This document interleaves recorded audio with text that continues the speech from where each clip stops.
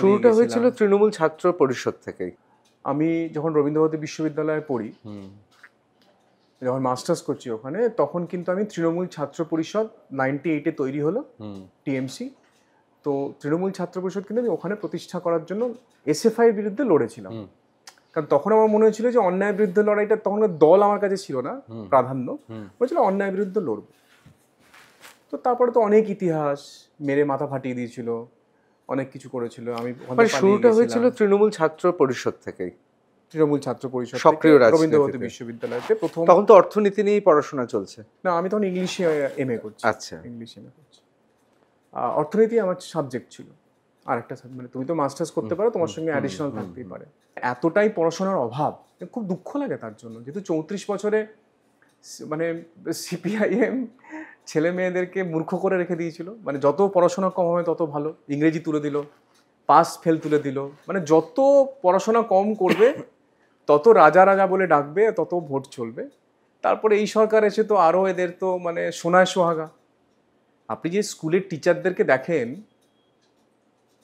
মানে আমি তো গেছি বিভিন্ন স্কুলে, মানে কষ্ট হয় যে এই টিচাররা কি পড়াচ্ছে। মানে আমাকে লিখেছে যে আপনি দুর্গা পূজায় আসবেন, পয়ে দীর্ঘ বর্গীর জয়ে আকার হলো পূজা, আর পয়ে হ্রস্ব বর্গীর জয়ে ওকার হলো পুজো। এইটুকু পর্যন্ত পার্থক্য বোঝে না। তার নামের পাশে কি ডক্টরেটটা এখন লেখা হয়? দরকার নেই তো। আপনি আমেরিকাতে গিয়ে দেখবেন, বিভিন্ন বিদেশে দেখবেন, কেউ লেখে না, লিখে দেয় পিএইচডি। আমি এমআইটিতে এত বড় বড় প্রফেসরের সঙ্গে কাজ করেছি, কোথা থেকে লিখে নাম লিখে সিএমজি ইউনিভার্সিটি থেকে, সেটাও লেখা আছে ইলেকশন কমিশন অফ ইন্ডিয়াতে।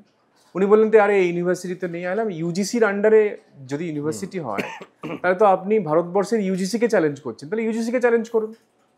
তো বলে ওরা চ্যালেঞ্জ করে ইলেকশন কমিশনকে চিঠি লিখলো যে হিরণ চ্যাটার্জি সমস্ত কিছু মিথ্যে কথা বলেছে, সমস্ত নিজের সম্বন্ধে মিথ্যে কথা লিখেছে, সব কিছু ওনার জালি ভুয়ো, ওনার ক্যান্ডিডেটের ক্যান্সেল করে দেওয়া হোক। এখন ইলেকশন কমিশন ইন্ডিয়াতে যারা আছেন তারা তো পড়াশোনা করে ওই চাকরিটা পেয়েছেন।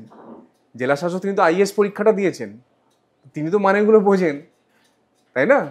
তো ইলেকশন কমিশন অফ ইন্ডিয়াতে কে ছিলেন দায়িত্বে? জেলা শাসক। আরও যারা ছিলেন আইএস তারা ছিলেন, ডাব্লিউবিসিএসরা ছিলেন। এবার তারা কিছু করেনি, কারণ জানে যে আমরা এর বেশি কিছু করলে তা আমি তো কোর্টে যাব। তো সেখানে কেউ কিছু করতে পারেনি না, আমার ক্যান্ডিডেটটা তো ক্যান্সেল করেনি। যদি আমি ভুয়ো সার্টিফিকেট দিই, যদি আমি আনরিকগনাইজড কোনো ইউজিসি ইউনিভার্সিটি থেকে কিছু করি, যদি আমি আইআইটি খড়গপুরে পিএইচডি রিসার্চ না করি, তাহলে আইআইটি খড়গপুর থেকে আমাকে এতদিন ধরে অনারেরিয়াম কি করে দিচ্ছে, আমার টিডিএস কি করে কাটছে। তো I produced TDS certificate to all the media, দেখো আমাকে তো আইআইটি থেকে টিডিএস দিয়েছে। তাহলে তুমি যদি income tax, as per the income tax act, you are deducting my taxes, tax deducted at source, TDS. That means you are giving me the honorarium. So there was an honorarium certificate, there was TDS certificate, there was a fellowship, যে লেটারটা ছিল আমার কাছে IIT থেকে, যে you are being given this fellowship letter, working for this subject for the next 3 years. আমি তো সব দিয়ে দিয়েছিলাম। তো আমি বলেছিলাম একটাই কথা, যে আমাকে যখন পার্টি বললো তুমি আর একটা কনফারেন্স করে বলে দেওয়া, এলাম যে কোনো মূর্খকে গিয়ে বারবার বলি যে ভাই তুমি পড়াশোনা করোনি, তো আমার লজ্জা লাগবে, আমার রুচিতে লাগবে, আমি বলিনি কিছু কোনোদিনও। আজ বললাম, আপনি এত কথা বললেন বলে বললাম, নাহলে এগুলো আমি কোনো বলিনি। আপনি দেখবেন আমি কোনো কনফারেন্সই করিনি, প্রেস কনফারেন্স করিনি, কাউকে উত্তর দিইনি।